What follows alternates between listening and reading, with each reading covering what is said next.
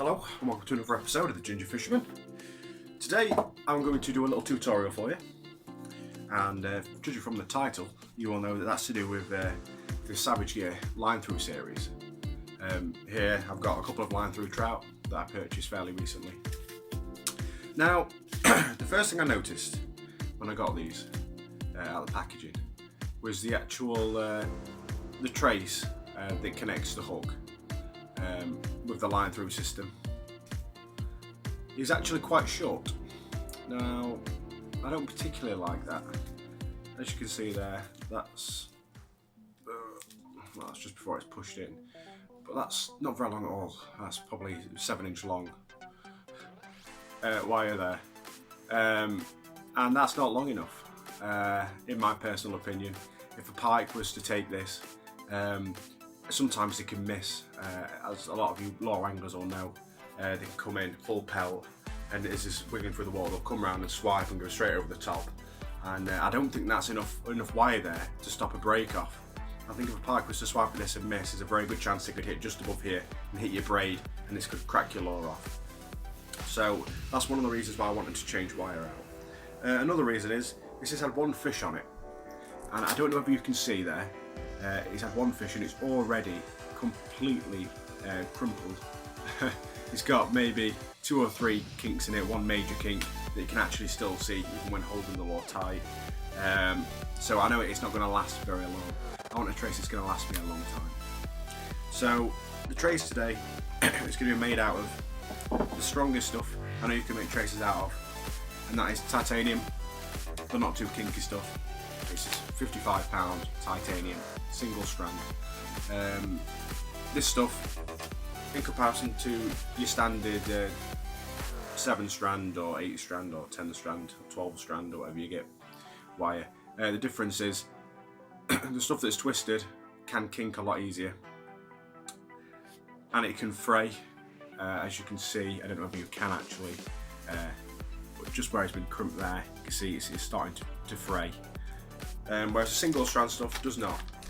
So what I'm going to do is make a wire up, hopefully much longer than this is, and also it should be a lot stronger and last me a lengthy amount of time.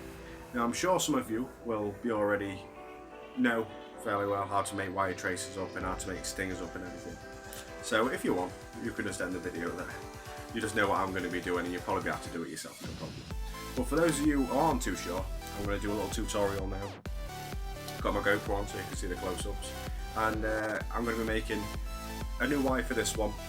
Another thing I want to mention, which I actually forgot to mention a little bit earlier on, is the hook size. As you can see there, the hook sits nicely. It looks quite nice with the lure. It's not sticking out too much. It makes the lure look a lot more natural.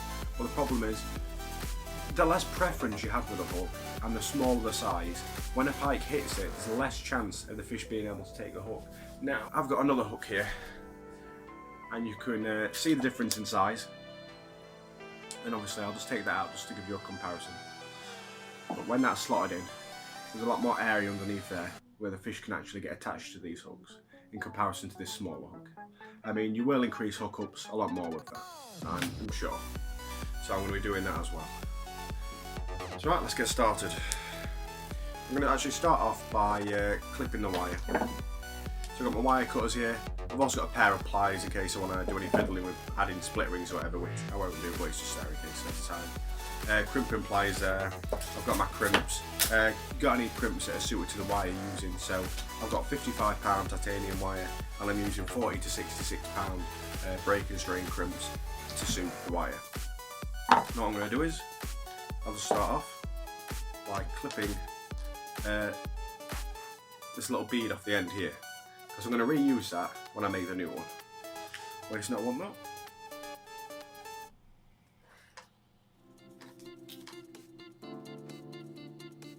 That's off there.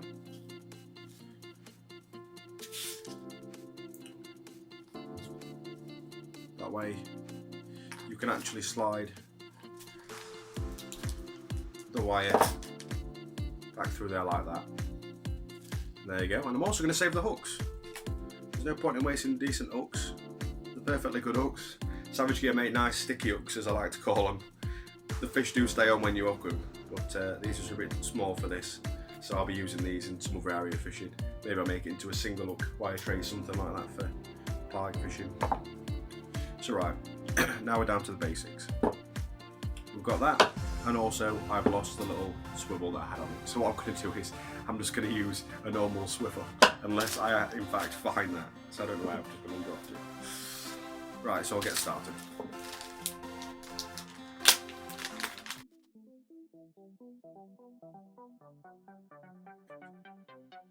The trace before, as I say, was probably around the 7 or 8 inch mark, and I want to make one which is probably double that, just to make sure that when a pike misses it, or when you're in fact playing a fish, if it was to come back through your line, or of course when they jump or flip or do any of their acrobatics, they're not going to actually go back through your braid and snip off your lure, because the last thing you want is to leave a lure in a fish, and also leaving a lure anywhere really, especially when you've paid, let's say, £10 or £12 for a fishing lure. So I'm not going to measure it off, I'm just going to judge by eye. I'm sure a lot of you people will be able to do that as well. Just kind of put it up next to the side of your lure and give it a little bit of a guess. Like, yeah, that's more than long enough. It's always good to get a piece a little bit extra, a little bit longer than what you actually wanted it for.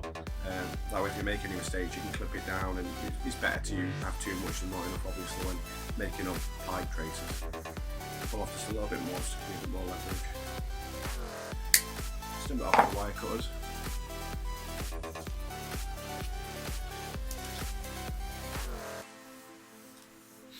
Now what I'm going to do is I'm going to start off by passing that through the hole in the fish. Now on these you have 2 marks. You can either have it go straight down and make the hooks go underneath, so it comes down through the nose and you hook it under there, or there's one way you can go underneath the chin and make it come out on top, so you can have a hook position on the top of the bait. Now I generally like mine positioned underneath, so that's what I'm going to go with now. So it slides in the front here, and you just got to work it down, and there you go, it's come out from underneath.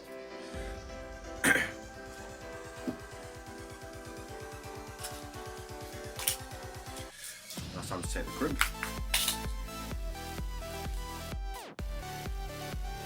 Put the crimp over the wire. Should pull quite a length off, so you've got a bit more room to work with. Then I'm going to get to my hook.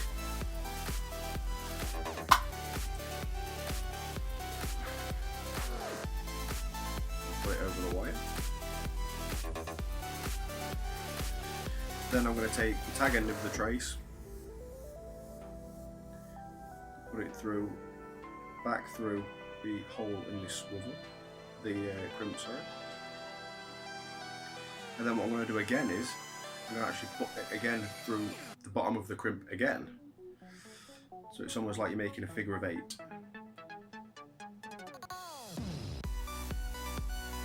Now you can just do it through once, but for some reason I think it's a lot more secure if you do it both ways.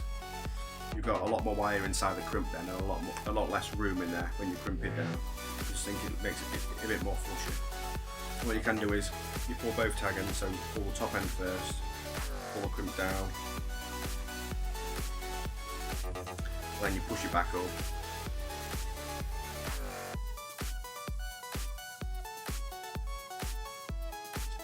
And there you go. As you can see, the wire itself is very stiff, and all of that fiddling around and pushing around of that wire has actually done nothing to affect the wire itself. It's still completely straight and strong. And that's because, as I say, single strand titanium, it's very strong, very malleable. Now what I'm going to do is take the crimping pliers,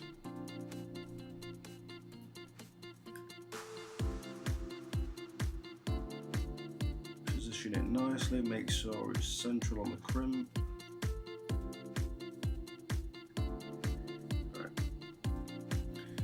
Apply a good amount of pressure.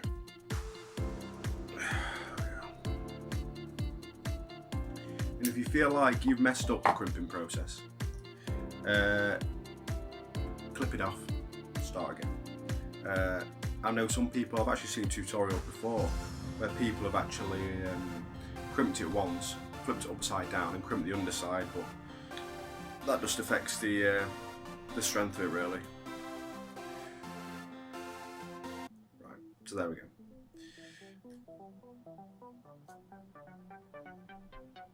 So I push that back into the bottom like that.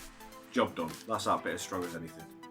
You can see just like that, look, holding the white like that. It's very strong. What you can do is do another test when you've actually fully rigged it up and everything. Go and attach it to fencing garden. Put your hook in here, give it a pull, see how you get on, to make sure that the crimp's nice and strong and it ain't gonna fall apart.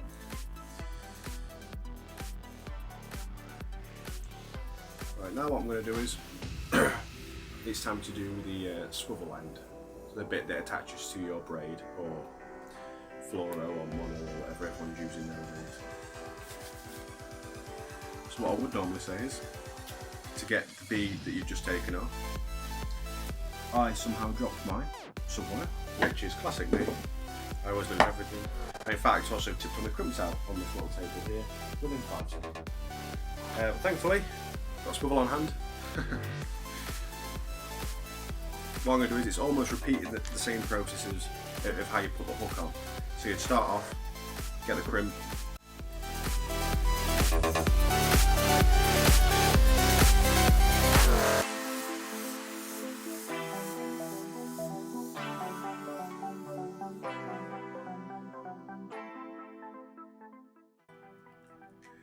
and job done. It's ready to fish, and you've got a lure that's not only going to last longer, thanks to the titanium being very hard to kink. You've also got a lure that's got a lot less chance of being snapped off by a pike. As you can see there, the length of line, the length of wire, sorry, running from the swivel to the bait is more than twice as long as what it was before, and this is going to last you a long time. I'll show you a comparison. This is the one I haven't done yet, as you can see there. There's one that I have finished there. So I'm hoping now this is going to last me a lifetime. Even once the pike has destroyed this lure and taken the tail off, the trace might still be good enough to use again, in which case all I have to do is snip the tip off there, get a new trout, slide it into the trout, crimp it, swivel it again, and job done, and good to go straight away again on the next fish. Your standard trace will last probably, I don't know, depending whether it's coated or not and depending on the break and strain of it, could last 5 to 10 fish, or it could last 30 to 50 fish. Your single strand titanium can last 100, 200 fish. You know, if you're not catching too many little scrappy jacks. It takes a lot of hammer to get a kink in them. That method can be used not only in the line through trout, but all the other line through series, such like as a line through roach. I don't know what the traces are like that come already with them, but I just know that Savage Gear don't tend to use single strand titanium on their lures, and it's just very strong stuff, and it's going to last you a long time. So it's probably worth investing in if you want to re-rig your lures up. And if the wire's as long as that on them, then I don't particularly want to be casting out and potentially having a fish bite through it. Now, I don't know if it's just a conspiracy theory in my head, but I got a feeling that they've made them so small like that, the length of wire. Either it could be because they're expecting people to clip a wire trace straight onto that, or it could be that they're hoping a pike will bite through it, and therefore you have to go and buy another one, which I know companies like to make the money, and I say that would be a good way of doing it, because obviously if a pike bites through that, you know that one, the fish are really liking it and they're going to want to eat it, and you're going to go out and get another one. So don't tell anyone that I said that. So thank you for watching the video. I hope you enjoyed. I hope it's helped you out with your line through trout or line through roach on making them a bit more stronger and a bit more enjoyable. And yeah, if you've got any other requests, tutorials, anything, it doesn't have to be just pike fishing. It could be barbel fishing, chub fishing, mostly river stuff, because I do a lot of river fishing. And yeah, see you guys later. Ta.